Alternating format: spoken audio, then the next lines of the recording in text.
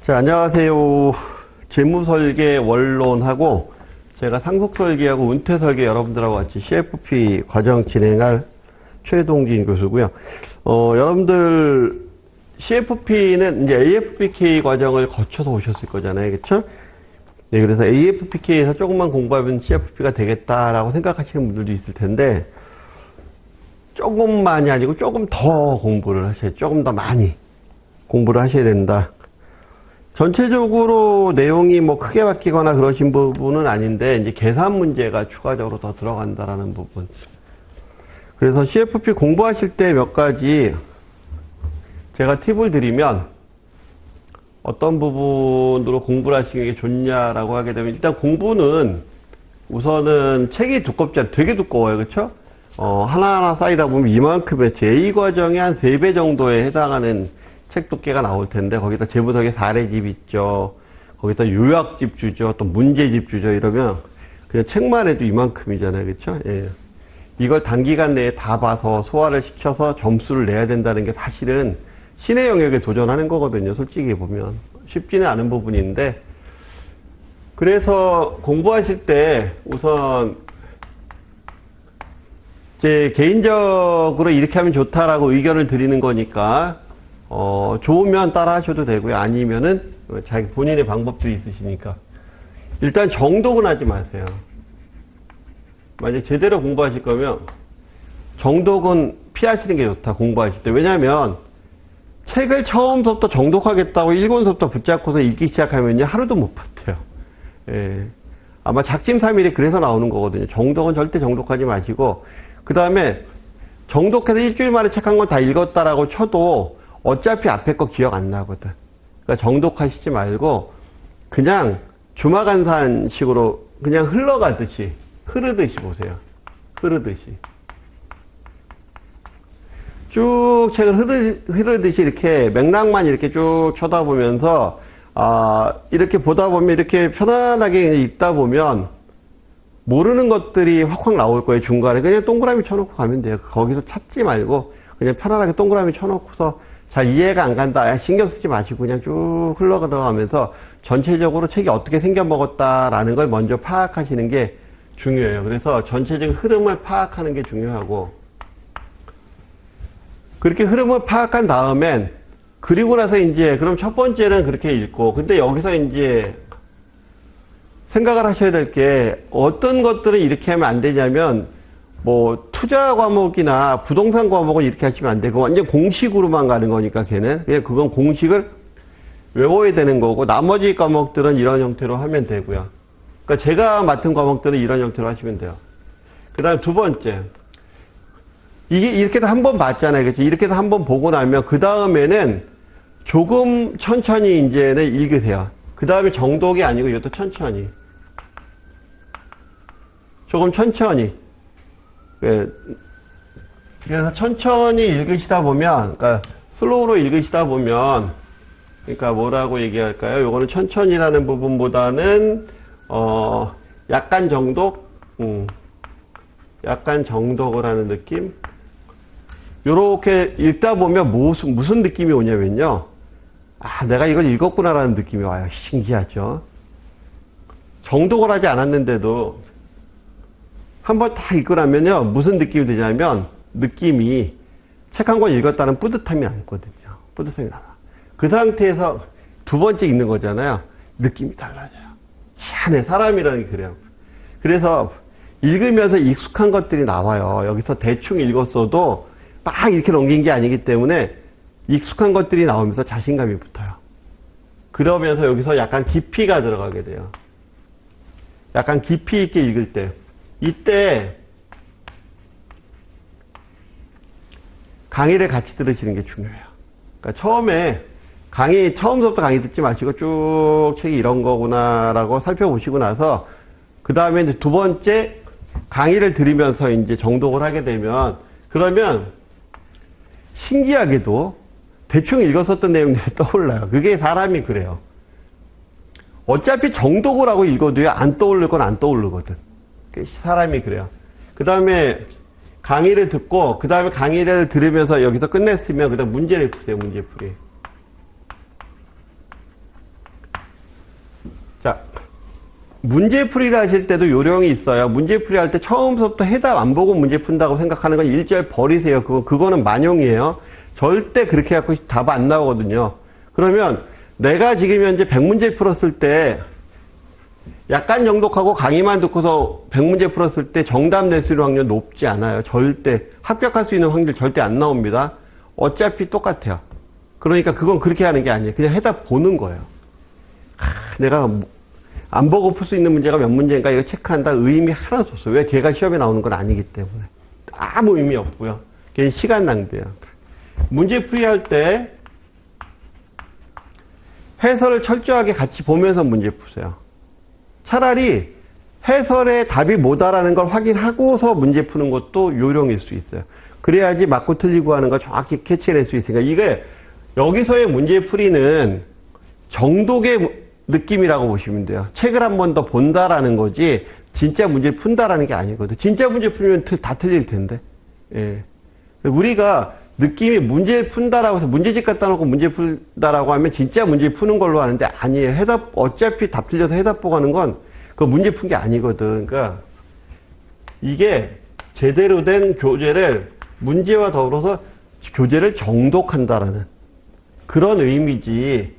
그러고 나서 여기까지 다 끝났을 때 이것까지 다 끝나면 그 다음에 진짜 이때는 이제 교재를 한번 정독을 한번 해봐요. 이때는 진짜. 근데 이게 의외로 이때 정독을 시작하면요 이 시간까지도 못해요. 왜냐면 이때 정독하다 보면 계속 느려지고 속도가 느려져서 그런데 이렇게 가면요 속도가 오히려 빨라요. 처음부터 정독하는 것보다 훨씬 빠르게 공부할 수 있어요. 그리고 머리에 잔상도 많이 났고 노이즈도 많이 끼고 우리가 저런 거거든요. 공부를 잘한다 못한다라는 건 머릿속에 얼마만큼 찌꺼기가 남느냐 안 남느냐예요. 내가 열심히 한 거에 찌꺼기가 많이 남으면 문제를 더 많이 푸는 거고 내가 열심히 했는데 깨끗하게 비워지면 못 푸는 거였는데 많이 누적시키다 보면 당연히 찌꺼기가 많이 남아요. 그걸 갖고 우리가 문제를 푸는 거예요. 그 다음에 이제 정독을 하고, 그 다음에 이제 문제풀이라면 돼요. 이때가 진짜 문제 푸는 거예요. 이때가 진짜. 그래서 여기는 뭐를 하면 안 돼요? 낙서를 하면 안 된다라는 거지. 문제집에 낙서하지 말고 이때는 문제들 답도 체크하지 말고 이렇게 보면서 하고 정독하고 나서 문제 풀이 이때는 이제 뭔 난리를 치셔도 되죠. 그러니까 요렇게 하는 게 하나의 방법이고 요거는 이제 지식형 공부할 때. 그러니까 이렇게 할 시간이 어디 있어요? 처음부터 그냥 읽는 게 낫지? 아니에요. 해보면 이게 훨씬 빨라요. 훨씬 빨라요. 그 다음 사례형 공부하실 때는 물론 지식형 공부할 때도 그렇고 사례형 공부 마찬가지로 적용이 될 수도 있겠지만 사례형 공부하실 땐 1번 문제 풀고 이게 계산기 문제라 하루에 5문제 정도씩만 처음에 시작하실 때부터 하루에 5문제 정도씩 또는 6문제 정도씩만 푼다고 생각하시고 시작을 하세요. 처음부터 무조건 다 푼다고 생각하시지 말고 사례 문제 처음부터 다 풀어봐야 어차피 의미 없어. 왜? 해답 보고 풀 거기 때문에. 그러니까 처음에 5문제든 또는 10문제든 자 이렇게 풀었어. 그러고 나면 그 다음 날의 시험 문제는 여러분들이 이렇게 푼다는 거지. 문제는 11번서부터 문제를 풀어나가기 시작한다라는 거죠. 그래도 20번까지 풀었다.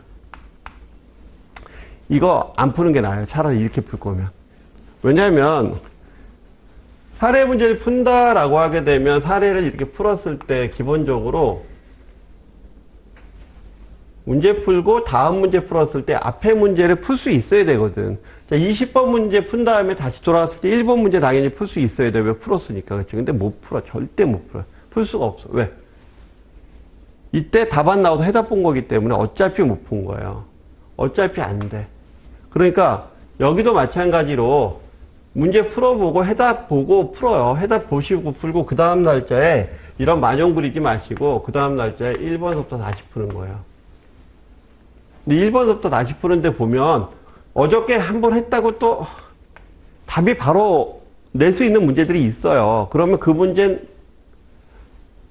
금방 풀겠죠. 그러니까 그 문제 푸는 시간은 줄어들어요. 1번서부터 쭉 풀다 보니까 한 7문제 정도를 다시 풀었네?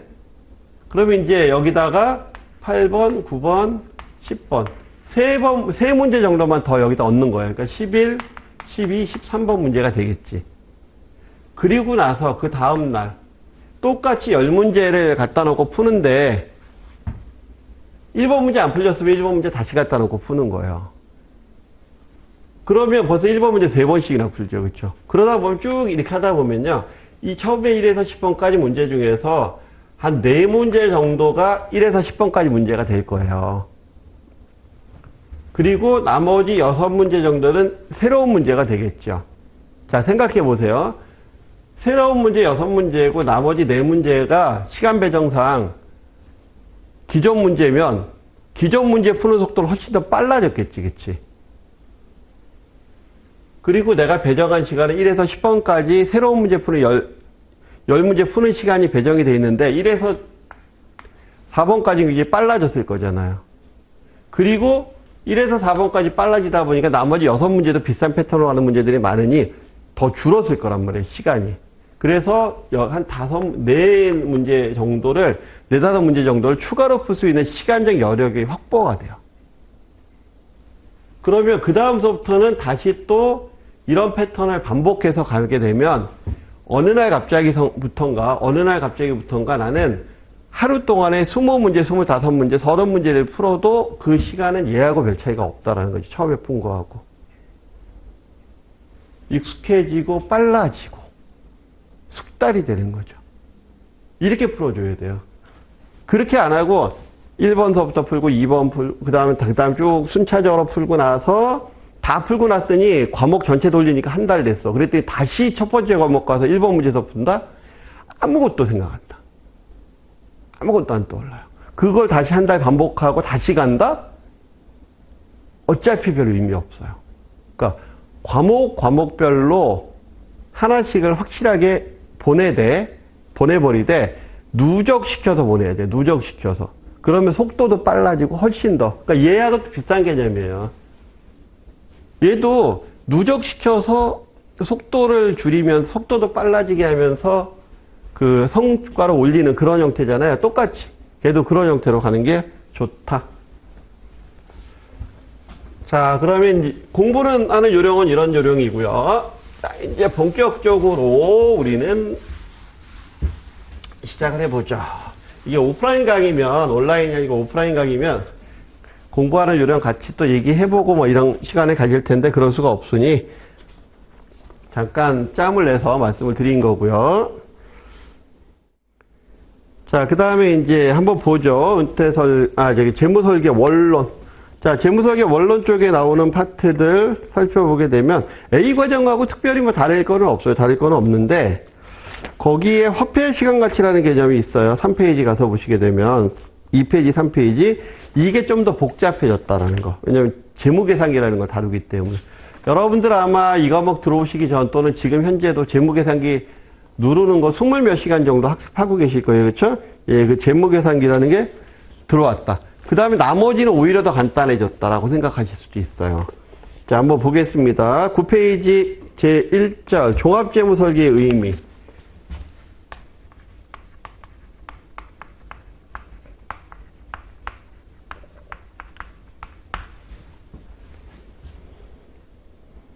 쭉 내려가셔서 그 바로 밑에 줄에 보면 이거 먼저 얘기하죠. 자, 과정이다. 재무설계는 과정이다라는 거. 그 다음에 쭉 내려가서 6줄 정도 내려가서 보시게 되면 이 과정인데 어떤 과정에 목표를 세우고 목표와 과정에 초점을 맞춰야 된다.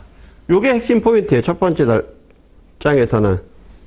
그래서 목표와 과정, 목표를 세우고 과정을 나간다. 그러면서 그 밑에 단일 재무 설계가 나오고, 그럼 단일 재무 설계. 단일 재무 설계는 다음 페이지의 4번째 줄에 단일 재무 설계는 이렇게 되어 있죠. 거기서 3줄 내려가서 보시면 한 가지 영역.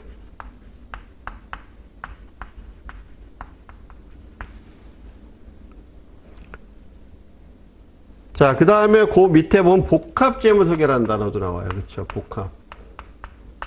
재무설계. 그거는 몇 가지. 몇 가지 영역. 그 다음에 그 밑에 종합재무설계 나오죠. 이거는 이제 다양한 영역. 통합적. 그래서 여기서는 이제 통합적이라는 단어를 써요.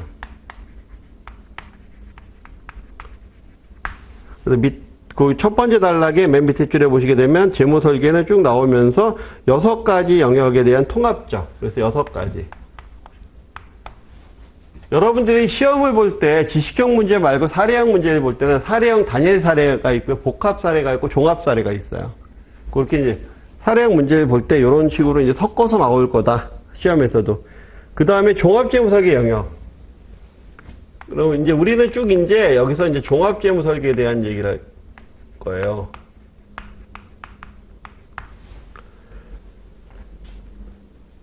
자, 종합재무설계에서는 요거 굉장히 많이 나오는 단어예요. 항상 나오는 단어. 목표의 구체화.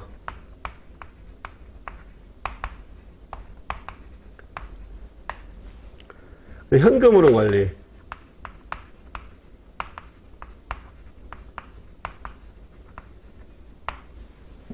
그 다음에 저축 여력. 장단기 분석.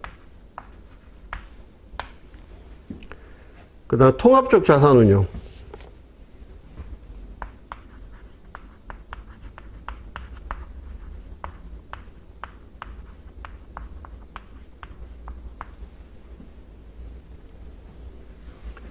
이걸 뭐라고 얘기한다? 재무 관리라고 얘기한다. 그러니까 목표를 구체화하고 현금흐름을 관리하고 저축 여력을 장단기로 분석하고 그 다음에 통합적 자산 운용을 하는 요 4가지. 요게 이제 재무 관리. 요걸 근간으로 한다라는 거고요. 그러면서 그 밑에 보시면 재무 관리서부터 쭉 나오는데 요 안쪽에 나와 있는 그 박스 내용은 지금 보시지 말고 여러분들이 시험 준비 다 되면 그럼 언제 6과목을 다 끝냈을 때 그랬을 때 와서 그냥 눈으로 읽으면 돼요. 그 다음부터는. 그 다음에 종합재무설계 대상은 누구냐? 그럼 대상 모두 다. 종합재무설계 대상은 모두. 그 다음 맨 밑에 보시게 되면 자산이나 소득이 많은 사람은 관리와 유지하기 위해서, 적은 사람은 목표를 달성하기 위해서 종합재무설계는 모두에게 필요하다. 1절은 여기서 끝. 1절에서 하는 얘기는 그래서 제일 중요한 게 뭐다? 재무관리라는 게 이거고 모두에게 필요한 통합적인 과정이다. 예. 그래서 막 그 안에 여러 가지 얘기가 쫙 나와 있는데 네, 그 핵심되는 단어가 이거다라는 거죠. 그 다음에 제 2절 넘어가서 자격인증자. CFP가 뭐냐라는 거예요. 이거는 A과정에서도 뭐 역사 뭐 이런 거 배웠어요. 그쵸? 맨 밑에 단락에 보시면 13페이지 맨 밑에 첫 번째 자격인증자 역할에 보면 재무 주치의다. 그 단어가 나오고요. 그 다음에 한 페이지 넘겨서 보시게 되면 쭉 얘기가 나오는데 거기에 훈련을 통해서 통찰 뭐 이런 단어들. 그러니까 여기서 많이 나오는 단어들이 통찰력을 가져야 된다 라고 하는 부분들이 나와요. 그래서 맨 위에 줄에도 통찰이라는 단어가 나와 있죠. 통찰을 가지려면 지식이 있어야 되고 교육을 받아야 되고 그 경험에 의해서 그 부분이 지혜가 쌓여야 되는 거죠. 이렇게 됐을 때 통찰을 이룰 수 있다라는 부분. 그리고 쭉 내려가셔서 이 단어가 굉장히 중요합니다. 자격인증자는 필요한 경우에 사전에 고객에 대해서 동의를 받아야 된다는 거. 동의를 구하고 그 다음에 필요한 경우 협업을 하고 그 다음 동의가 없으면 고객이 동의하지 않으면 거기 뭐라고 되어 있어요? 요청하지 않아야 된다. 그러니까 동의하지 않으면 하지 말 것.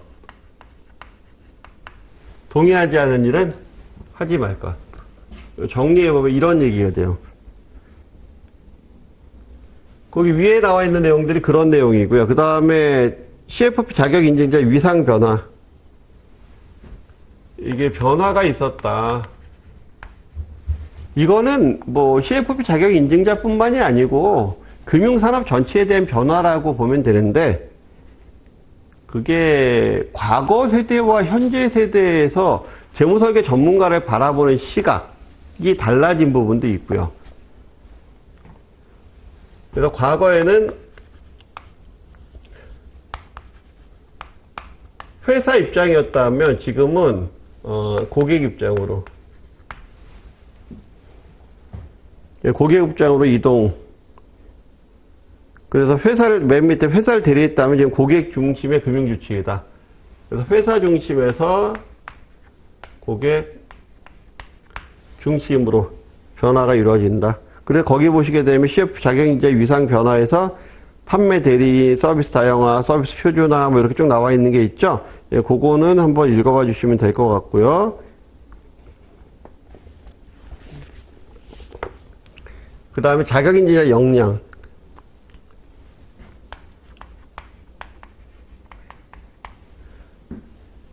교육과정을 수료하고, 그러니까 여러분들이 교육과정을 지금 수료하기 위해서 하는 거잖아요.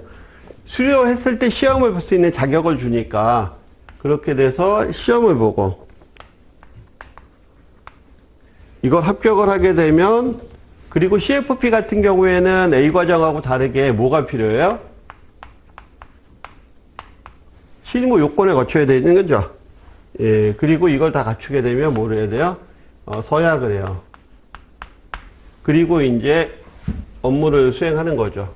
그래서 교육을 거쳐서 그 시험을 봐서 합격을 하고, 그리고 실무 과정을 통해서 트레이닝을 받고, 그 다음에 윤리를 지키겠다는 윤리 서약을 하고 나서 이제 하고 나면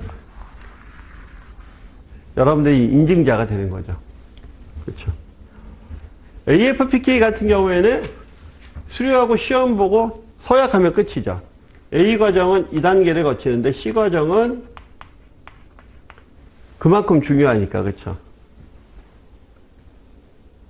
그래서 맨 밑에 거기 전문 능력 바로 위에 단락에 보면, 그래서 역량이 필요한 게 어떤 역량이 필요하다? 전문 기술, 전문 지식, 전문 능력에다가는 세 가지가 필요하다. 이런 거가 필요하다. 바로 밑에 그럼 전문 능력은 뭐냐? 수집, 분석, 통합이라는 세 가지 프로세서적인 요소를 가진다. 전문 능력은 정보 수집하고 그걸 분석하고 통합이죠. 순서는. 예.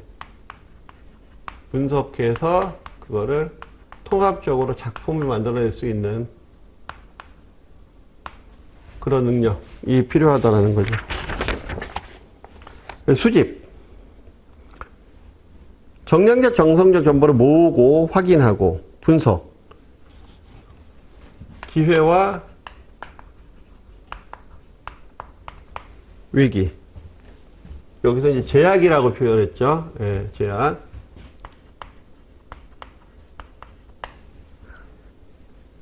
평가하고 통합. 요거를 수행하고 뭐 이런 부분이 되겠죠. 수립하고 이런 부분들. 요게 이제 능력.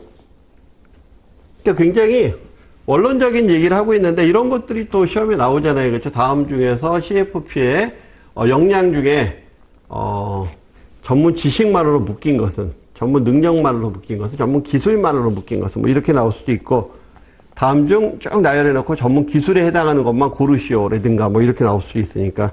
전문 지식.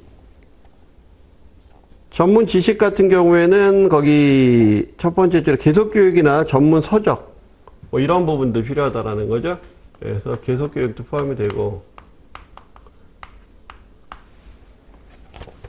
그 옆에 전문 기술에 해당하는 부분들 보니까 전문 기술은, 그 다음에 전문 기술, 여기는 여기는 고객과 동료에 대한 이야기가 나와요. 그리고 행동에 대한 이야기가 나오고. 그럼 고객에 대해서 어떻게 행동할 것이냐, 동료에 대해서 어떻게 행동할 것이냐, 뭐 이런 부분이 포함이 되겠죠. 그래서 얘는 뭐하고 연관이 되느냐? 전문가 정신의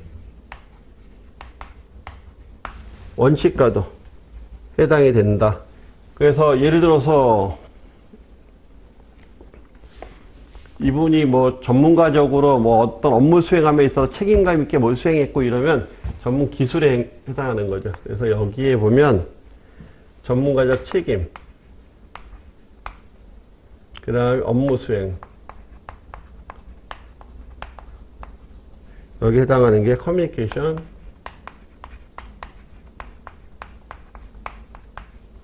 그리고 인지, 이런 부분들이 포함이 된다.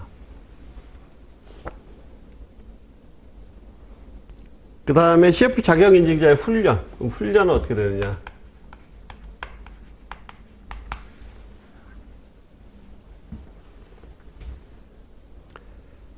네, 세 번째 줄에 보시게 되면 교육시험 경험 윤리. 그래서 교육을 받고 시험을 보고 경험을 쌓고 윤리서약을 하는, 윤리 기준을 지키는 이런 부분들이다. 이 네 가지 기준에 충족해야 되겠죠. 그래서 바로 밑에 훈련은 전문 지식 습득, 태도 확립, 기술 배양, 습관 형성, 이런 걸로 나눌 수 있다. 그래서 전문 지식을 습득하고, 그 다음에 태도를 확립하고, 전문 기술을 배양하고, 습관을 형성하는. 그래서 첫 번째, 전문 지식의 습득.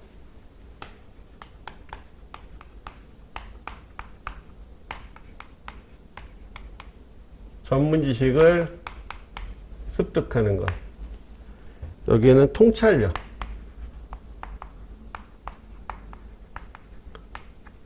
통찰력을 갖기 위한 거다라는 거죠. 네, 글씨를 이쁘게 잘 못 써서 최대한 이쁘게 쓰려고 노력을 하는데요.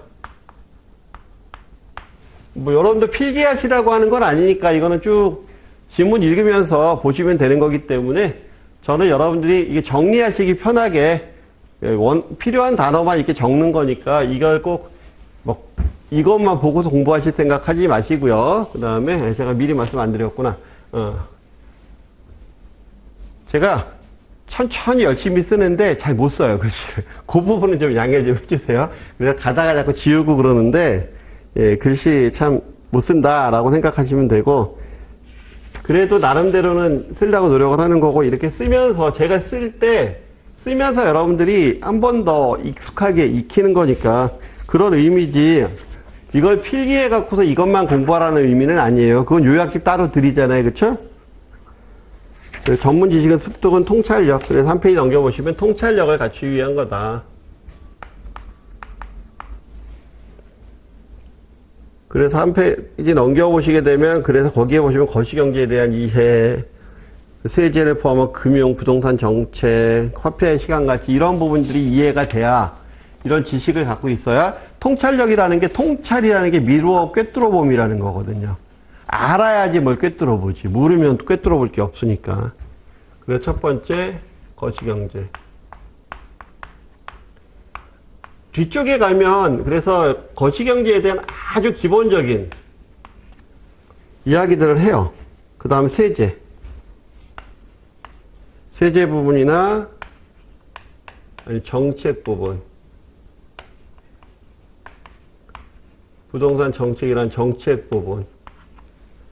그 다음에 TVM. 화폐 시간 가치 개념을 아는 건 되게 중요한 개념이거든요. 그래서 이런 부분에 대해서 학습해야 된다. 그 다음 두 번째가 이제 태도의 확립. 정체성이라고 보면 되겠죠, 태도.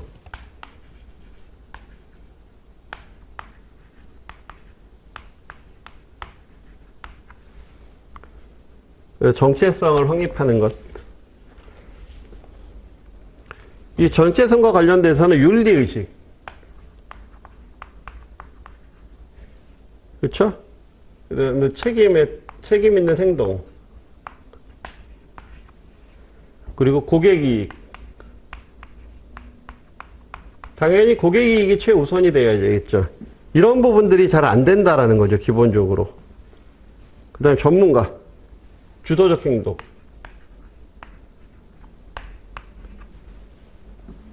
세 번째 줄에 보시면 상황에 대한 인식을 바꾸고 제 목표 달성하기 위해서 설득하는 주도적인 행동. 근데 여기서 주의하실 게 있어요. 이 주도적인 행동이 여기서 이 주도적 행동이 고객의 공감과 동의를 수반해야 돼요. 그래서 요게 포인트예요. 우리 이 교재 전체적으로 나와 있는 거에 보면 주도적으로 고객을 이끌어 나가는데 그렇게 하려면 고객에게 공감을 얻고 동의를 받고 해야 되는 그런 부분들이어야 된다라는 거죠. 그냥 따라오세요 이게 아니고 고객과의 역할 분담, 책임과 역할에 대한 거 이런 부분들 고민해 봐야 된다라는 거고요. 그 다음 세 번째 기술. 맨 밑에 보면 기술에서 보면 대표적인 게 소통, 커뮤니케이션과 관련되는 거죠. 그래서 거기 한 페이지 넘겨보시게 되면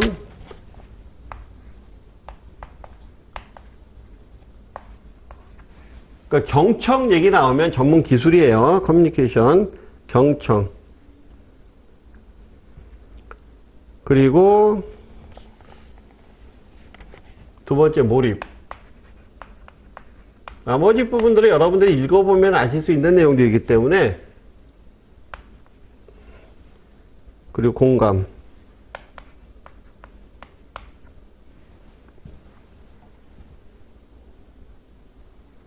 공감은 이제 공유하는 능력이잖아요. 그래서 감정과 이해를 공유하는 능력. 그래서 거기 옆에 페이지에 오시게 되면 세 번째 줄에 뭐라고 되어 있어요? 공감은 바로 밑에 중요한 사회적 기술이다. 어떤 사람과 연결하는 중요한 사회적 기능이다. 그 다음에 그 밑에 보시면 공감은 인지적 공감, 감정을 이해하는 거고 감정적 공감 이런 부분이 있다. 그래서 공감이 반드시 필요하다라는 거예요. 반드시 필요하다. 반드시 필요하다라는 거죠. 그러니까 종합재무 설계를 수행하면서 상대방을 이해하고 공감하고 그렇게 해서 그 사람의 동의를 구하지 않는 행동들은 고객의 지지를 받지 못할 거다라는 거예요. 그렇기 때문에 고객이 그걸 따라하지 않을 거다라는 거지. 우리가 뭐라고 제시를 해도.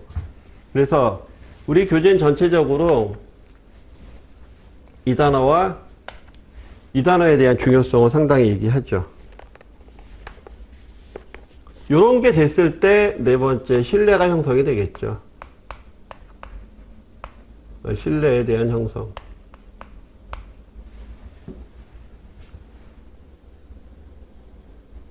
거기 보시게 되면 맨 첫 번째 줄에 신뢰는 조직 또는 시스템에 대한 믿음과 확신, 인간관계와 상호작용하는 기본적인 측면, 그래서 긍정적인 연결, 확립, 뭐 이런 부분들이 이제 신뢰에 대한 키워드이기 때문에 이런 신뢰가 쌓여야 된다라는 거죠. 당연히 공감하고 경청하고 몰입해주면 신뢰가 쌓이겠죠. 그러면 고객이 따라올 수 있는 기반이 형성이 되겠죠. 뭐 그런 부분도 써 있는 거예요. 그래서 한 페이지 넘겨보시게 되면 한국 FPSB에서 국제 FPSB에서 갖춰야 될 전문 기술이라는 건데 신뢰 구축. 신뢰 구축을 하려면은 신뢰다라고 하는 걸 약간 이제 우리 교재에서 살짝 벗어나서 얘를 정리를 해보게 되면 신뢰는 뭐가 있어야지 신뢰할 수 있을까요? 라는 부분에 대한 이야기를 하는 거예요. 그 전문성, 공정성, 뭐 이런 부분이 있죠. 그러면서 행동. 그리고 정직. 공정. 전문성. 이 얘기는 뒤집어서 얘기하면 실적도 있어야 되고 성품도 있어야 된다는 거죠. 요거와 요거는 어떻게 보면 실적에 대한 이야기일 거고요. 요거는 성품에 대한 이야기가 되겠죠. 그러니까 요거는 성과, 요거는 성품에 대한 이야기일 수 있어요. 저 친구는 일은 진짜 기가 막히게 하는데 사람이 별로야. 데리고 가기 정말 힘들걸. 저 전문가분은 사람도 좋고 해보니까 성과도 잘 나오는 것 같아요. 이분은 신뢰받을 수 있겠죠. 전문가분은 상담 잘하고 일은 잘하시는 것 같은데 만날 때마다 기분이 별로 안 좋아요. 이분은 신뢰받을 수 없겠죠. 그렇죠? 뭐 그런 형태예요. 그 다음 고객과의 관계. 그러니까 신뢰 관련되는 부분 그렇고요. 고객과의 관계는 공강, 상호 합의, 이의나 불만 사항에 대해 효과적인 처리. 여기서도 상호 합의해야 된다는 거. 상호 합의하려면 공감을 느껴야 되고 동의를 해야 되는 부분이. 그 다음 효과적인 의사소통. 성찰적인 경청, 비언어적 기술, 뭐 이런 부분들이 필요하다라는 거고요. 그러니까 커뮤니케이션이 상당히 중요하다. 그리고 설득력. 거기 보시면 세 번째, 설득력. 설득할 수 있어야 된다는 거죠. 근데 여기서의 설득이 주도적으로 고객이 원하지 않았는데 설득을 시키는 게 아니고 고객이 원하는 사항에 대해서 상호 합의를 통해서 공감을 일으키고 동의를 일으키는 그런 설득 절차가 필요하다라고 얘기를 하는 거예요. 그 다음 동기부여. 그 다음 고객의 지지. 동기부여도 마찬가지로 동기를 부여하는데 고객과 재무설계 처음에 계약을 할 때 했었던 그런 상황 안에서의 동기부여지 그걸 벗어난 상태에서의 의욕적 동기부여는 아니다라는 거예요. 그런 부분들이 필요해요. 그래서 개인적인 목표에 대한 지침을 제공하고 의사결정을 내리고 행동하도록 동기를 부여한다. 여기서의 동기는 고객과 설정한 목표 범위 내에서. 그 다음 고객의 지지. 이런 부분들이 포함이 된다. 그 다음에 그 옆에 비판적 사고, 그리고 문제 식별 및 해결, 대안의 선택, 기술 적응력, 그다음 감성지능, 그리고 맨 밑에 고객과 특수관계자 또는 다른 당사자의 감정을 인지하도록 고려해야 된다. 인지하고 고려해야 된다. 그러니까 다 여기 요 안에 들어가는 내용들 좀 더 이제 풀어서 넣는 거니까 이런 부분들에 대한 단어들을 잘 좀 기억을 해주셨으면 좋겠다. 근데 이거는 뭐 외워서 될 건 아니고요, 그렇죠? 몇 번 읽어보면 자연스럽게 알 수 있는 거기 때문에. 그 다음에 습관 형성.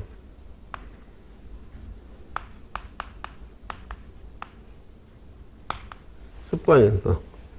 상시 학습을 하고 정기 미팅을 하고 신뢰를 유지하는데, 신뢰를 유지하는 부분에서는 거기 세 번째 줄에 쌍방향, 신뢰는 쌍방향이다라는 단어가 나와 있죠. 그래서 신뢰를 획득하는 요소 쭉 나와 있는 세 가지 요소에 주목해야 되고 한 가지 요소는 배제해야 된다, 경계해야 된다 이렇게 나와 있는데, 첫 번째 신뢰와 관련되는 내용. 첫 번째, 들을 만한가.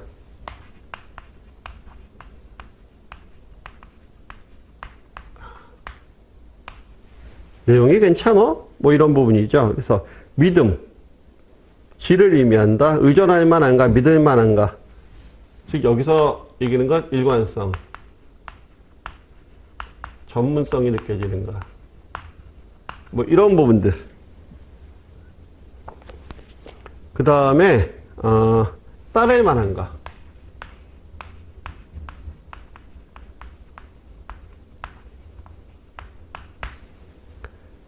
거기서도 신뢰성, 거기 쭉 내려가서 보면 네 번째 줄에 이런 걸 위해서 뭐가 필요하다? 일관성.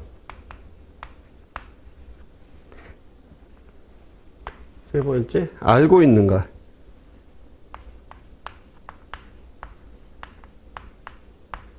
뭐를? 나를. 즉, 내 상황을 알고 있는가.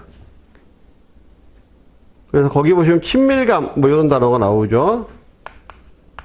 친밀감이 형성이 돼야 그 다음에 나에 대한 이야기를 할 거고, 그런 부분들이 돼야지 뭐 소통할 수 있고 뭐 이런 부분에 대한 이야기를 쭉 하고 있어요. 그래서 여기 뭐 감정적 친밀감, 지적 친밀감 뭐 이런 부분이 있죠. 친밀감에는 감정적, 지적 친밀감. 제가 이렇게 쭉 얘기를 하는 건 지금 상세히 안쪽에 있는 얘기를 안 다루고 쭉 포인트만 얘기를 하는 건 상세 안쪽에 상세하게 나와 있는 부분들은 여러분들이 이제 그냥 읽어봐도 될 수 있는 내용들이기 때문에 핵심되는 포인트들만 쪽쪽 집어서 얘기를 해드리는 거고요. 그다음 네 번째, 이건 피해야 될 거, 요거는 해야 될 거, 요거는 하면 안 될 거. 자기 중심적인가. 자, 요 자기 중심적인가라고 하는 부분들. 그래서 자기 중심적이라고 하면 다른 사람의 것보다 자신의 필요, 관심, 목표에 맞춘다라는 거죠. 그렇기 때문에 이런 부분들, 요거 하면 안 된다라는 거죠. 이런 부분들을. 그럼 이거는 고객의 이익이 아니고 자기의 이익에 초점이 맞춰지는 부분들이 있고, 뭐 그런 부분들이에요. 거기 보시게 되면 다른 사람들과의 관계에 부정적인 측면을 보일 수 있고, 그러니까 이런 걸 피해야 된다라는 거죠. 그래서 이런 부분들, 자격 인증자의 습관 형성과 관련된 신뢰 유지하기 위해선 상대방이 들을 만한지, 따를 만한지, 그 사람을 알고 있는지 이런 부분에 대한 고려를 해야 되고, 자기중심적 사고를 가지면 안 된다. 그래서 그런 부분들이 나와 있는 거고요. 그 다음에 자격인증자의 성장. 그러면 이건 이제 자격인증자는 어떻게 성장이 되는가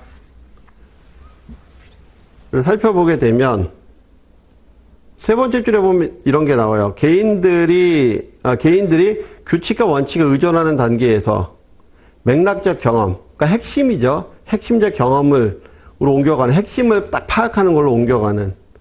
그래서 주어진 고객의 재무 상황을 단편 정보에서 복합적인 정보로 알 수 있게 되는 그런 게 이제 성장이다. 그러니까 처음에 하게 되면 규칙과 원칙에 얽매여서 의존하는 단계가 된다. 근데 거기서 핵심을 잡는 맥락을 짚는 경험을 하게 되면서 성장을 하게 된다. 그래서 단편적에서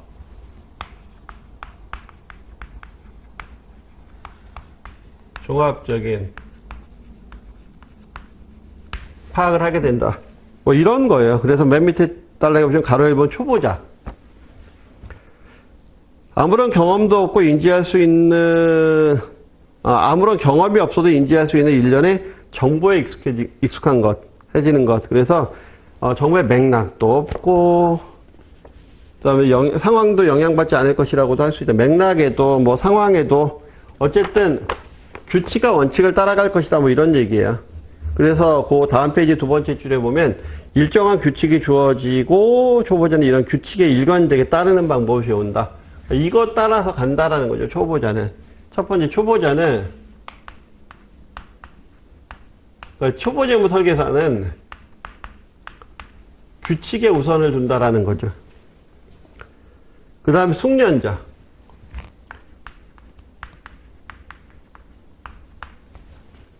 중고참 정도 되는 거겠죠. 숙련자.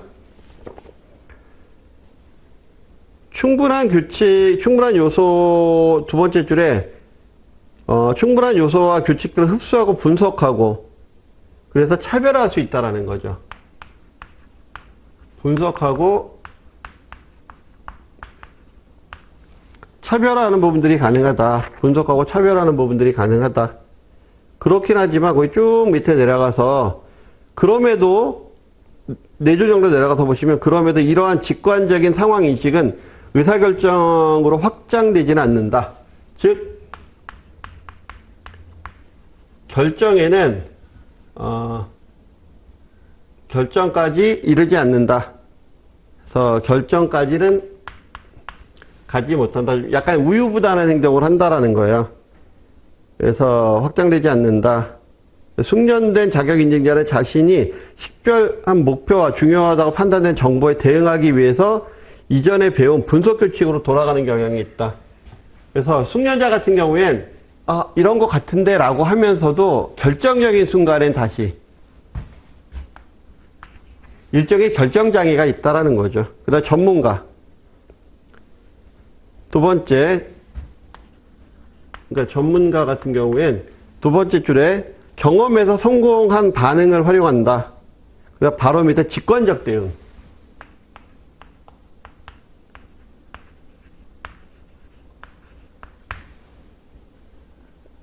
그래서 원하는 결과의 관련 상황과 특성을 한눈에 파악하고 어떤 행동 방침이 가장 효과적인지 결정을 한다. 경험을 활용한다.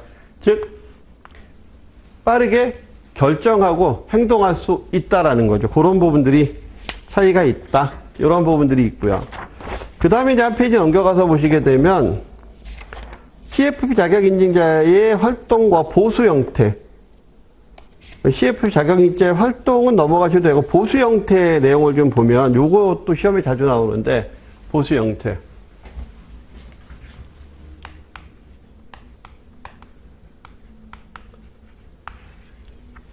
요걸 단독으로 물어보는 것보다는 문항 안에 껴넣어서 물어보기도 하고요.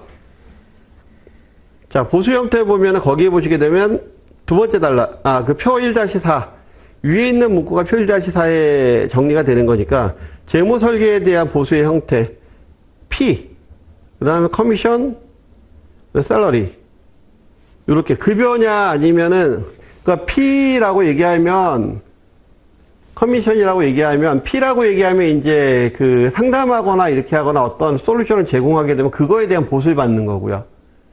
그다음 커미션 같은 경우에는 그 솔루션을 제공하면서 어떤 상품 판매가 이루어지면 그 상품 판매에 대한 수수료를 받는 거고. 그러니까 상품 판매를 위해서 상담을 제공하는 거죠. 이럴 경우에는. 그 다음에 P 베이스 같은 경우 상담을 위해서 상담을 하는 거고. 상품 판매가 아니고. 그 다음에 샐러리 같은 경우에는 급여. 그렇죠? 그래서 거기 보면 특징하고 내용 나옵니다. 특징하고 내용. 여기 안에 있는 특징하고 내용은 여러분들 쭉 읽어보시면 되는 거기 때문에 여기 특징과 내용 꼭 확인해 보시고 그러면서 쭉 내려가서 밑에서 세 번째 줄에 보시게 되면 요거부터 볼까요? 그 흐름 먼저 보죠. 흐름 먼저 보면 세 번째 줄에 60년대 커미션, 70년대 피오니, 그래서 피오니 고수하는 방식, 재무설계사는 제3자 입장에서 객관적으로 고객의 이익을 최우선할 수 있다는 점. 왜냐하면은 커미션 방식 같은 경우에는 그러니까 P 방식이 있고 커미션 방식이 있고 샐러리 방식이 있으면 P 방식 같은 경우에는 고객에게 상품 팔기 위한 목적이 아니니까 그 상품을 떠나서 진솔하게 얘기해 줄 수 있다는 거죠. 그 얘기를 얘기하는 거예요. 근데 커미션 방식에 의한 부분이면 아무래도 좀 수수료가 비싼 걸 권할 거잖아요. 그렇죠? 자기의 이익을 위해서. 그런 부분들 유인될 수 있는데 이런 게 없다. P 방식 같은 경우에 이런 불합리한 점이 없다. 근데 커미션 방식을 주장하는 사람 같은 경우에는 P 방식을 추구하다 보면 다른 분야의 전문가 없이 잘 이루어지지 않는다는 거죠.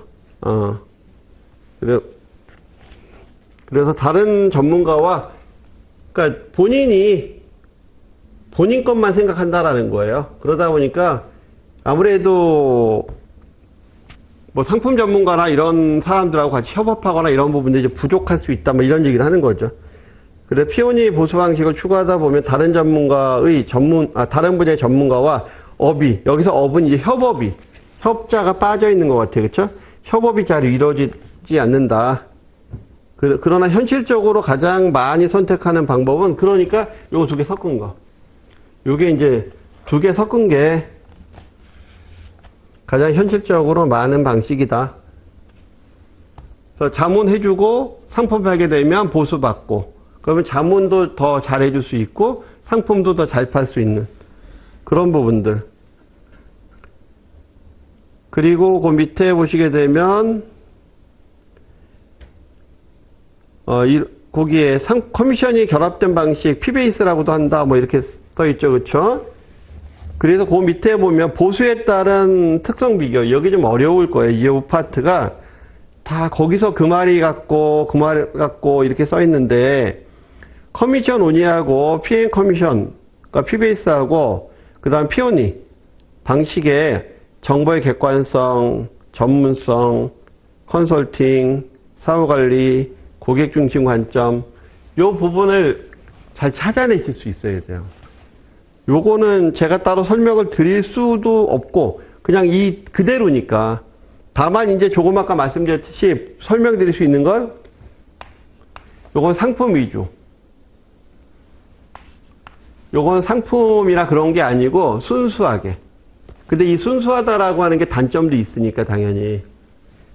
그래서 이 샐러리 방식은 빠진 상태에서 개별 방식과 통합 방식, 어느 게 더 낫느냐, 그럼 상품과 무관하냐, 무관하지 않느냐, 어느 게 더 자산 증가하게 되면 문제가 생기느냐. 만약에 순수하게 P방식으로 간다라고 하게 되면요, 이게 자산이 증가하게 되면 P가 늘어나요. 커미션 방식은요, 자산이 늘건 줄건 상관이 없어요.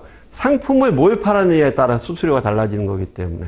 그러니까 그런 걸 위주로 해서 이렇게 살펴보시면 상품 중심인지 고객 중심인지, 고객의 자산의 부가가치를 높이기 위한 건지 아니면 상품을 판매하기 위한 건지, 뭐 이런 부분들에 대한 구분이 되니까 거기 나와 있는 부분에서 완전한 객관성을 가지는지 아니면 객관성 확보가 어려운지, 정보의 비대칭이 존재하는지 아니면 정보의 비대칭을 축소시킬 수 있는지, 이런 부분들.